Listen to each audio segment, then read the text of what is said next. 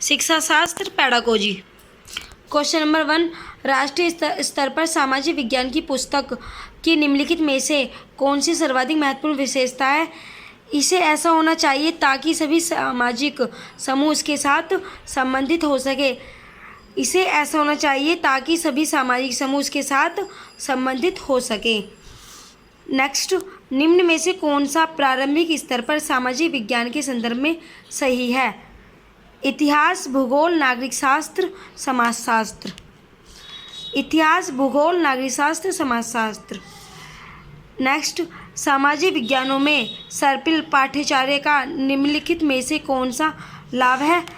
गहन समझ के साथ और एक लंबी समयावधि के लिए संकल्पनाओं का संधारण। नेक्स्ट, के अलावा निम्नलिखित कारक सामाजिक विज्ञान शिक्षण के आधार पर कार्य करते हैं। पाठ्य सामग्री पर सूचनाओं को स्थानांतरित करने के अतिरिक्त। नेक्स्ट, समाज विज्ञान के न्यायिक मानदंड संबंधी आयाम निम्नलिखित आयामों में से किसे शामिल करते हैं? समानता को। नेक्स्ट, के द्वारा सामाजिक विज्ञानों की सार्थकता को पुनः प्रतिष्ठित करना महत्वपूर्ण है। रोजगार के लिए इसकी बढ़ती सार्थकता को उजागर करने। सामाजिक विज्ञानों की पाठ्यचर्या को पर मनन करना चाहिए।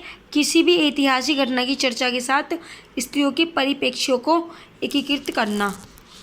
शिक्षा बिना बोझ के 1993 यह अनुशासित करता है कि सामाजिक विज्ञानों में अधिगमन को व्यवसायों के लिए प्रासंगिक कुशलताओं का विकास करना चाहिए।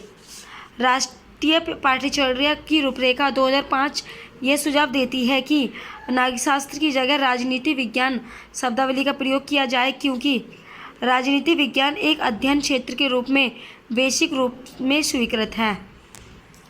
सामाजिक विज्ञान कक्षा में अनोन्य क्रिया पर्यावरण को बढ़ावा देने के लिए निम्नलिखित में से कौन सा उपागम सबसे उपयुक्त होगा? वृत्त चित्र, डॉक्यूमेंटेज दिखाना। नेक्स्ट, सामाजिक विज्ञान के बारे में निम्नलिखित में से कौन सा कथन गलत है?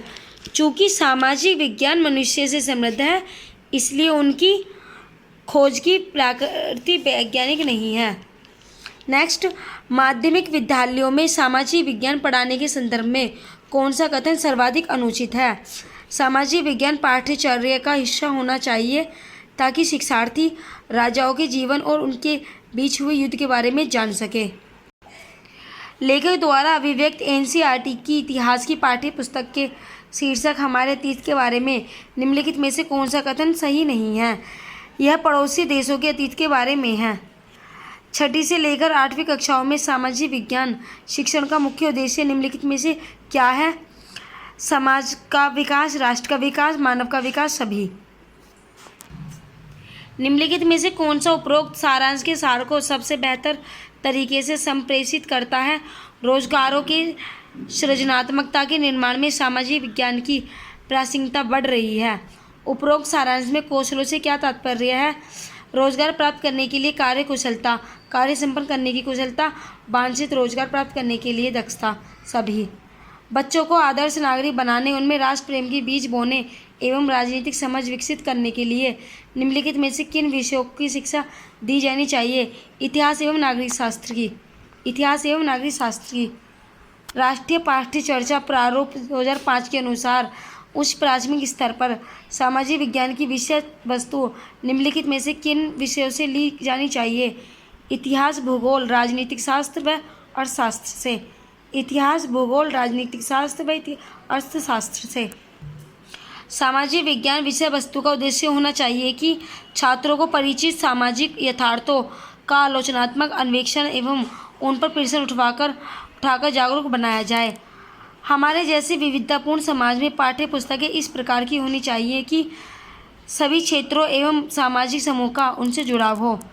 राष्ट्रीय पाठ्यचर्या प्रारूप 2005 सामाजिक विज्ञान विषय में शिक्षण उद्देश्य शिक्षार्थियों को निम्नलिखित में से किस समर्थ के लिए तैयार करना है?